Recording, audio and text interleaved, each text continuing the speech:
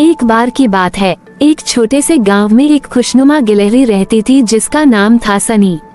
उसके सुंदर चित्रों वाले बाल उसकी खूबसूरती को और भी बढ़ा देते थे, पर उसकी खूबसूरती उसके अंदर के समर्पण और उत्साह से भी अधिक थी। हर सुबह उसका एक दिन नया और रोमांचक सफर की तलाश में निकलने से शुरू होता था। एक दिन जब सूरज की पहली किरण ने जंगल को अपनी रोशनी से सजाया, सनी ने भी अपने मनोरंजन के लिए नए जंगल सफर की शुरुआत की। गहरे और अंधेरे जंगल में चलने के बाद उसे एक पुरानी किताब मिली जिसमें लिखी थी एक छुपा हुआ कहानी एक जादुई राज्य की।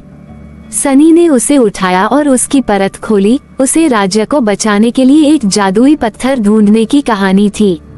किताब के पन्ने पलटने पर सनी के होश उड़ गए और उसने तुरंत ही पढ़ना शुरू कर दिया। उसने सोचा कि क्या ये कहानी सच है या सिर्फ एक कहानी है, पर उसने ये ना सोचकर उसे पढ़ना शुरू कर दिया। किताब में लिखा था कि एक राजा ने अपने वीर योद्धाओं को एक जादुई पत्थर ढूंढने के लिए भेजा था और अपने राज्य को बचाने के लिए भेजा था। कहानी से प्रभावित होकर सनी ने भी फैसला किया कि वह भी इस राज्य की तलाश में निकलेगी। अपने सफर में सनी ने कई चुनौतियों का सामना किया। उसने बड़े जंगलों, हरे भरे मैदानों और गहरी नदियों को पार करके अपना लक्ष्य पाने की कोशिश की। उसकी मेहनत और दृढ़ संकल्प से उसने अंत में जादुई पत्थर को पाया। ये कहानी हमें सिखाती है कि सफलता के लिए मेहनत और साहस जरूरी है।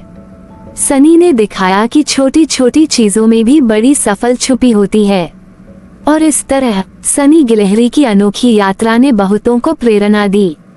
उसकी कहानी हमें याद दिलाती है कि जिंदगी के हर मुश्किल का सामना करके हम मजबूत और बेहतर बन सकते हैं।